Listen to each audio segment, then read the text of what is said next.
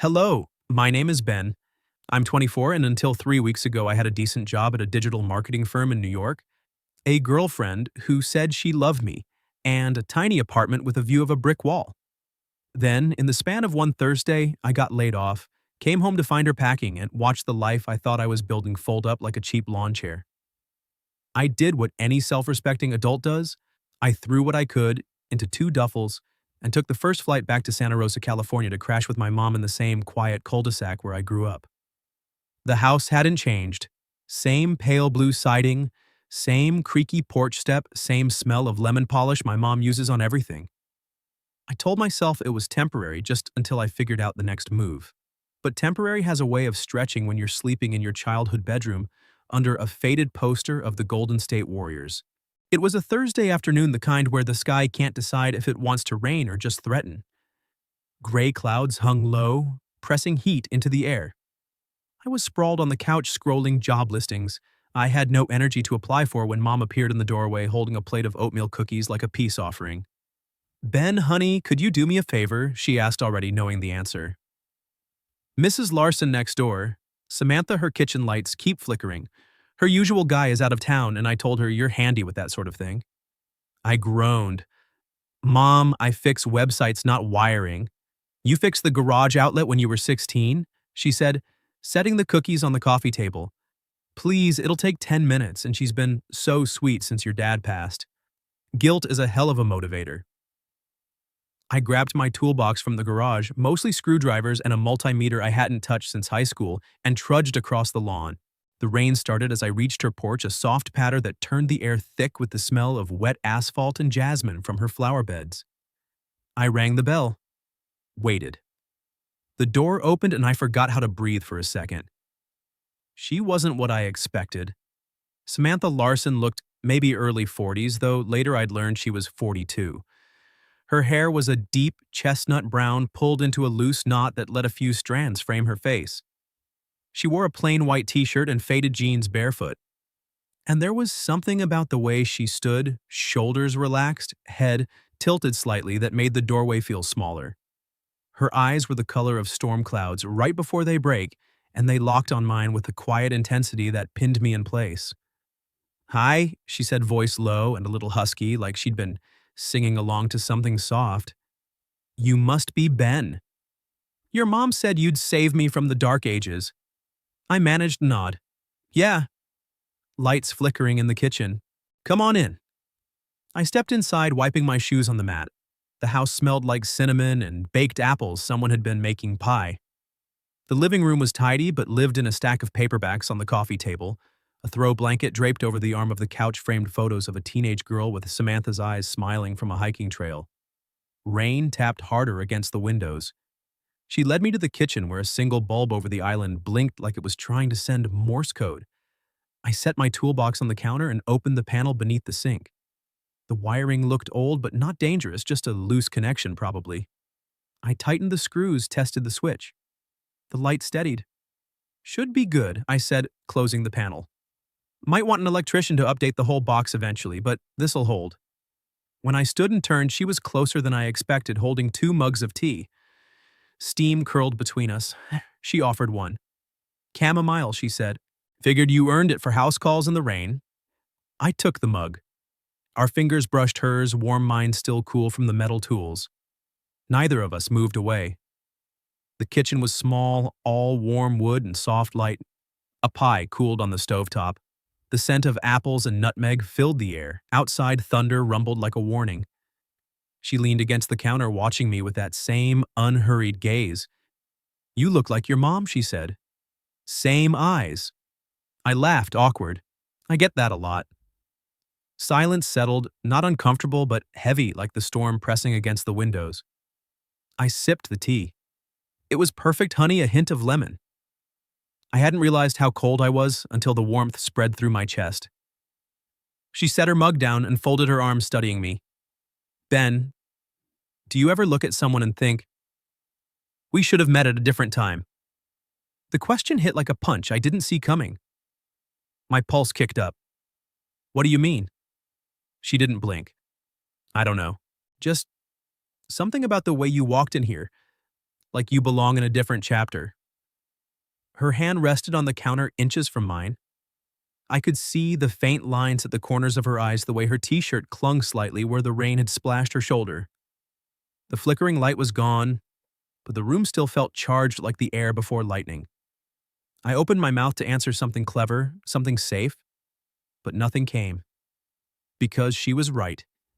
There was a pull, undeniable and terrifying, and I was already falling. The rain didn't let up. If anything, it thickened, drumming against the roof like it had a personal grudge. I stood there with the mug in my hand, the chamomile doing nothing to slow the sudden rush in my veins. Samantha's question still hung between us unanswered, and the kitchen felt smaller with every heartbeat. She broke the silence first. "Looks like you're stuck for a bit." She glanced toward the window where water streaked the glass in frantic lines. "Power's probably going to cut out any second. Happens every time we get a storm like this." As if on cue, the overhead light flickered once twice, then died. The room plunged into gray dusk, broken only by the faint glow from the hallway and the occasional flash of lightning. Samantha moved without panic, pulling a drawer open and striking a match. The flame caught a thick candle on the island, then another on the windowsill. Warm light pooled across the counters, turning the rain into silver threads against the dark. "Better," she said, blowing out the match. Smoke curled lazily toward the ceiling. "Sit. You're not going anywhere in this." I should have argued. Should have made some excuse about Mom waiting, about not wanting to impose.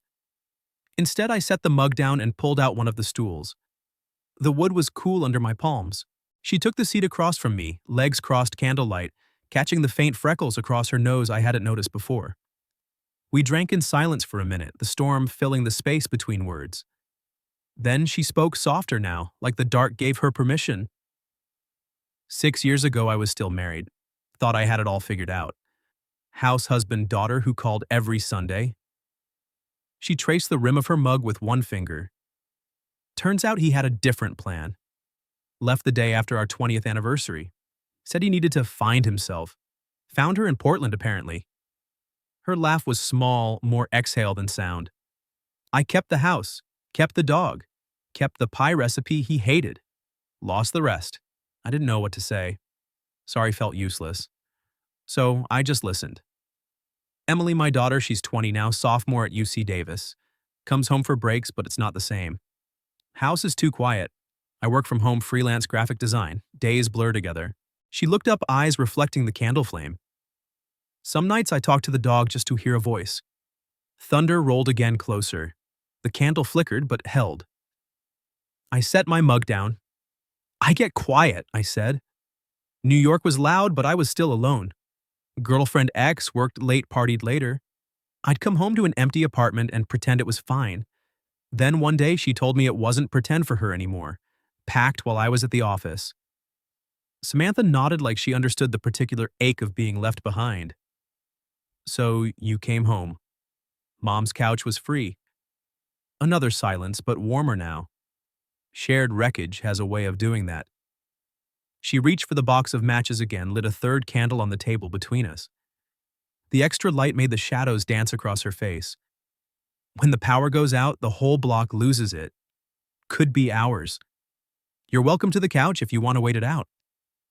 I started to answer, but lightning cracked so close the windows rattled. The candles swayed. In the split-second flash, I saw her hand on the table, palm up, fingers relaxed. My own hand twitched, wanting to cover it. I didn't. Instead, I said, I should probably text Mom. Let her know I'm not drowning in a ditch. She smiled, small reel. "Tell her you're in good hands." I pulled out my phone. 1 bar dying battery. Typed quick stuck at Samantha's. Lights out. Safe. Sent before it could fail. When I looked up, she was watching me. Not staring, just present. The kind of look that doesn't demand anything but sees everything. "You hungry?" she asked. Pie's still warm. I hadn't eaten since a stale bagel at noon. Starving. She slid off the stool, moved to the stove with the ease of someone who'd done it 1,000 times alone. Cut 2 generous slices, slid them onto plates. The crust flaked perfectly. Steam carried cinnamon and sugar into the air. She handed me a fork. We ate standing at the counter, shoulders almost touching. The pie was incredible: tart apples, buttery crust, a hint of something I couldn't name. Between bites, she told me about the recipe, how her grandmother used to make it every Thanksgiving. I told her about the time I tried to bake cookies in college and set off the smoke alarm at 3 a.m. The candles burned lower. The rain eased to a steady patter.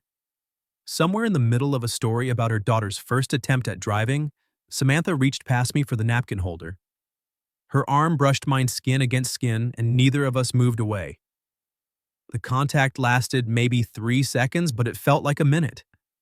Her sleeve carried the faint scent of vanilla and rain. She didn't apologize. I didn't shift. The moment stretched, then settled.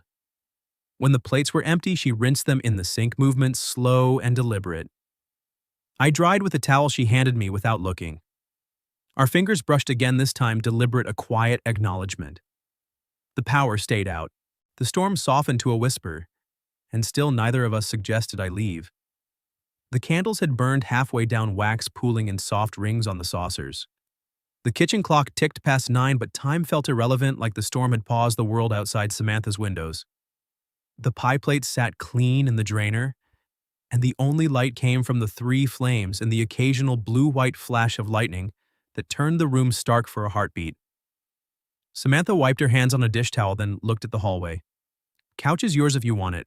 I've got extra blankets." Her voice was steady, but there was something underneath, an invitation wrapped in practicality. I nodded. "Thanks. I'll wait till the rain lets up a little more." She disappeared down the hall and came back with a thick quilt, the kind that smelled like cedar and laundry detergent. She laid it over the arm of the living room couch, then hesitated. "There's a record player in the corner. Works without power, if you want music." I hadn't noticed the small turntable on the side table, a stack of vinyl sleeves beside it. She lifted the lid, slid a record free, something slow and warm, maybe Norah Jones, and set the needle. The first notes crackled, then settled into a gentle rhythm that filled the room without demanding attention. We sat on opposite ends of the couch, the quilt between us like a neutral zone. The music did the talking, at first lyrics about late nights and second chances. Outside, the rain had softened to a whisper against the gutters. Samantha pulled her knees up, wrapping her arms around them. "I used to play this album the year Emily started kindergarten. She'd dance in circles until she fell over dizzy." A small smile. "She still does sometimes when she's home." I leaned back, letting the cushions take my weight. "I dropped out senior year of college, graphic design. Thought I'd make it big in the city. Turns out the city makes you small if you let it." She turned her head, studying me in the low light. "What do you want now?" The question was simple, but it landed heavy. I thought of the duffels in my old bedroom, the unread job emails, the way my ex's voice still echoed when I closed my eyes. "I don't know. Something that doesn't feel like running." She nodded like she understood. Sometimes running is just walking in the wrong direction. The record side ended with a soft click. She stood to flip it, and when she sat again, she was closer, our knees almost touching. The new song was slower, a saxophone weaving through minor chords. Candlelight painted gold across her cheekbones. She spoke without looking at me. "When I was your age, I thought love was supposed to be loud. Fireworks, grand gestures. Took me 2 decades to learn it's more like this." She gestured at the room, the quiet, the rain, the shared silence. "Just being." I swallowed. "I've never had this." "Me neither." "Not really." Thunder rumbled far off, a lazy afterthought. The space between us had shrunk to inches. I could see the faint rise and fall of her breathing, the way her fingers curled against her thigh. My own hand rested on the quilt, close enough to feel the warmth radiating from her. She shifted, turning to face me fully. "Ben." Just my name, but it carried weight. I met her eyes. They were darker now, pupils, wide in the dim light. "I'm not asking for anything," she said. "But if you leaned over right now and kissed me, everything would change. And I wouldn't stop you." The words hung there, soft and irreversible. My heart slammed against my ribs. I could feel the heat of her skin, the faint tremble in her voice. The record spun, the saxophone fading into a hush. I didn't move closer, but I didn't move away either. My hand slid across the quilt until my fingertips brushed the side of her wrist, barely contact, but enough to send a current up my arm. She didn't flinch. Her pulse fluttered under my touch, quick and alive. We stayed like that, suspended in the almost. The candle nearest us guttered, throwing shadows that danced across the ceiling. Outside, the rain eased to a drizzle, but neither of us noticed. The moment stretched fragile and electric until the record ended with a final scratch, and the room fell into the softest silence I'd ever known. Morning crept in through the blinds in thin gray stripes. I woke on the couch neck, stiff quilt tucked around me with a care I didn't remember asking for. The candles had burned to stubs wax-hardened in uneven pools. The record player sat silent, needle resting at the label's edge.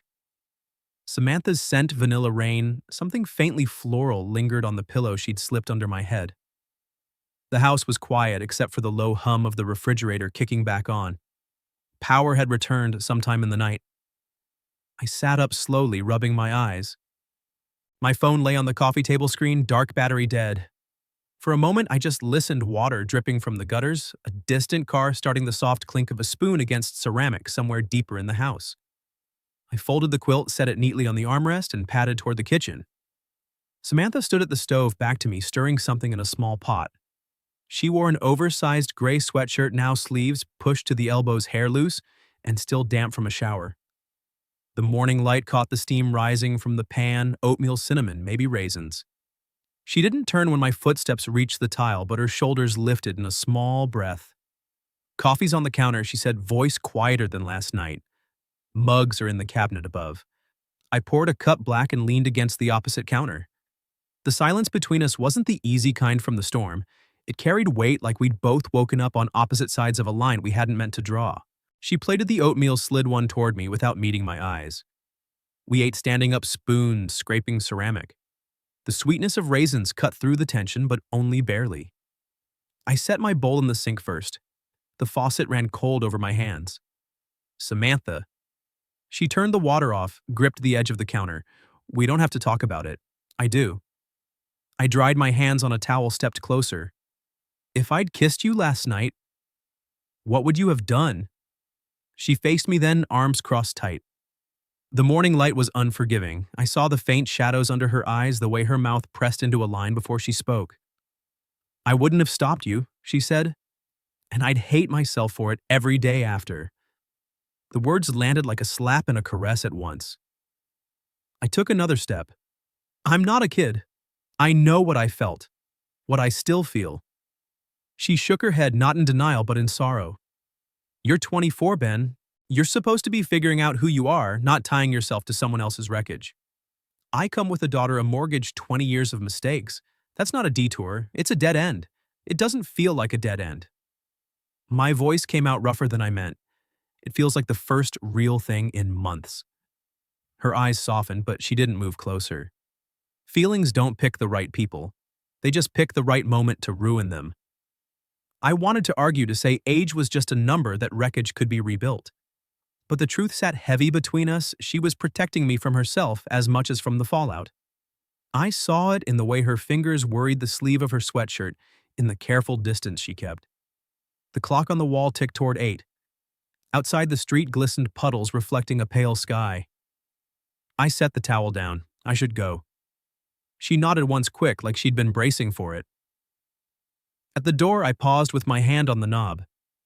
Thank you. For the couch, for the pie, for everything. She stood in the hallway, arms still crossed. Drive safe, Ben. I stepped onto the porch. The air smelled clean, washed free of last night's charge. Behind me, the door closed with a soft click, no slam, no drama, just finality. I walked back to Mom's house under a sky that had already forgotten the storm. 2 days felt like 2 weeks. I avoided the street, took the long way to the mailbox, kept my headphones in even when nothing played. Mom asked once why I seemed distracted. I blamed job applications. The truth was simpler and messier. Every quiet moment carried Samantha's voice, the weight of her sweatshirt sleeve under my fingers, the way she'd said my name like it was fragile. I found the handkerchief in my jacket pocket on the third morning, white cotton faint trace of her perfume folded neatly the way she'd left it on the coffee table. I'd picked it up without thinking, a reflex I couldn't explain. It lived in my palm now, a small square of evidence that the night hadn't been a dream. The train ticket to Los Angeles sat on my desk, printed and paid for. A junior designer position at a startup, nothing glamorous but a paycheck, and a sublet near Echo Park. Departure Friday, 6:45 a.m. I told Mom it was a fresh start. She'd hugged me and said she was proud. I hadn't mentioned the real reason I needed distance. Thursday evening, the sky threatened rain again, but held back. I stood in my room staring at the duffel bags half-packed when the urge hit. Not a plan, just a pull. I grabbed the handkerchief, a paperback I'd borrowed from Samantha's shelf months ago, before I even knew her name, and walked out before I could talk myself out of it. Her porch light was on, same as always. The jasmine had bloomed overnight, heavy and sweet. I knocked twice. Footsteps soft. The door opened. Samantha looked smaller in the doorway, hair loose, wearing a faded UC Davis t-shirt, Emily's probably. Her eyes flicked to the book in my hand, then to my face. No surprise, just quiet recognition. "Hi," I said. "Hi." She stepped aside. "Come in." The living room smelled like lemon polish and the ghost of cinnamon. The couch still bore the faint indent where I'd slept. She closed the door behind me, leaned against it. "I'm leaving tomorrow," I said. "LA. New job." She nodded slow. "Good. You should." I held out the book. "Forgot to return this." She took it, fingers brushing mine, deliberate this time, or maybe not. "You could have mailed it. I wanted to see you." Silence stretched, filled by the tick of the kitchen clock. She set the book on the side table next to a stack of unopened mail. "Ben, I'm not asking for anything I cut in. I just needed to say it out loud. That night mattered. It still does." Her shoulders rose with a breath. It mattered to me too, more than it should. I pulled the handkerchief from my pocket, unfolded it on my palm. "I kept this? Don't know why. Smells like you." A small laugh escaped her, more exhale than sound. "You're impossible. In a few months," I said, "when I've got my feet under me, when it's not just running away, can I come back? Not to fix lights, not to crash on your couch, to start over. From the beginning. Like we're meeting for the first time, but with the truth already on the table." She studied me, eyes tracing the lines of my face like she was memorizing them. The hallway light caught the silver threads in her hair I hadn't noticed before. She didn't answer right away. Then she smiled, not the tired one from the first day, not the careful one from the morning after, but something open and unguarded. "If you come back," she said, "bring a better umbrella. California storms don't care about fresh starts." I laughed, the sound surprising us both. "Deal." She stepped closer, close enough that I could see the faint freckles across her nose, the way her pulse squeezed shut for a second like she was bracing. When she opened them, they were steady. "I won't wait," she said. "But I won't close the door either." I nodded, throat tight. "Fair." We stood there, another heartbeat, the space between us humming, with everything unsaid and everything understood. Then I turned to leave. At the threshold, I paused. "Samantha." She raised an eyebrow. "Thank you, for the pie, for the couch, for seeing me." Her smile softened. "Drive safe, Ben." I stepped into the evening air, jasmine and wet pavement. The porch light stayed on behind me, a small beacon in the dusk. I didn't look back, I didn't need to. The handkerchief was in my pocket, the ticket in my bag, and for the first time in months, the future felt less like escape, and more like a road worth walking. The train left at dawn. I boarded with one duffel, the paperback in my carry-on, and the faint trace of vanilla on cotton pressed against my chest. Somewhere between Santa Rosa and Union Station, I folded the handkerchief into a neat square and tucked it into my wallet next to the new business card with my name on it. A beginning, not an ending.